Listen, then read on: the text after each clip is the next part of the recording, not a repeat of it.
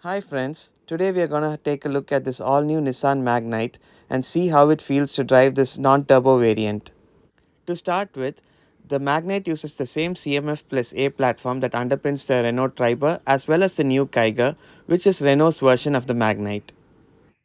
Although the Magnite and Kiger are technically the same cars, the Magnite is slightly longer and wider than the Kiger, but slightly shorter in terms of height, which gives the Magnite a wider appeal on the road.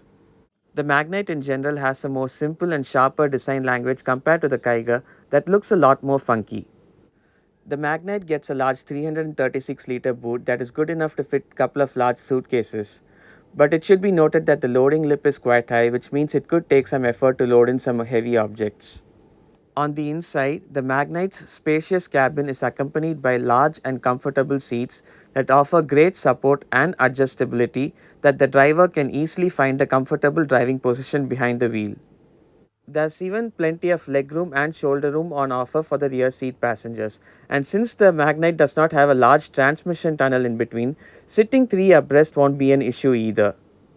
The passengers sitting at the rear also get an armrest with cup holders and separate AC vents for enhanced comfort during long drives.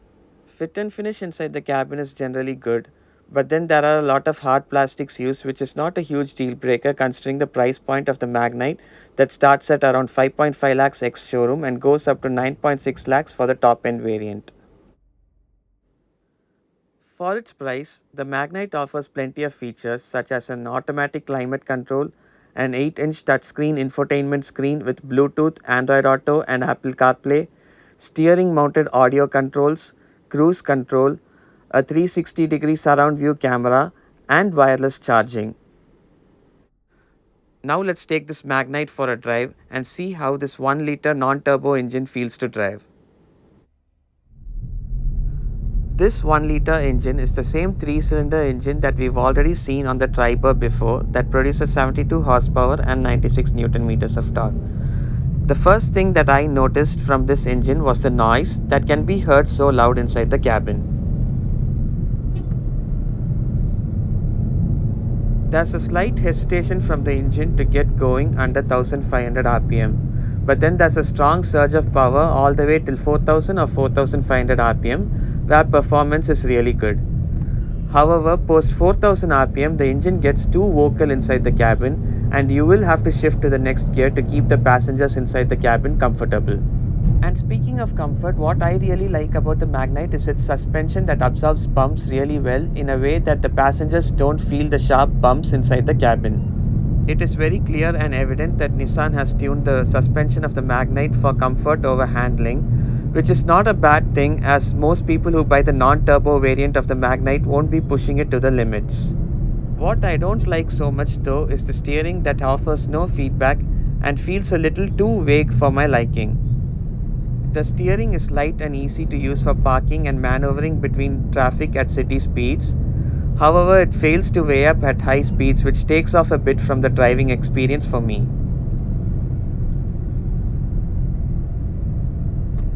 With a small turning radius of just 5 meters, the Magnite is extremely easy to drive inside a crowded city, and it won't be very difficult to take some sharp U-turns either.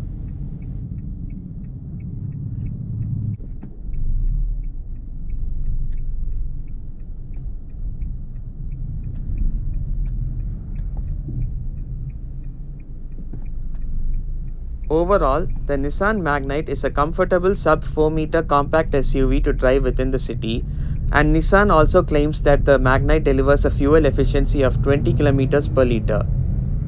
During this test, however, our car was returning around 11 kilometers per liter with some mixed driving, and you can expect around 12 to 13 kilometers per liter under real-world driving conditions.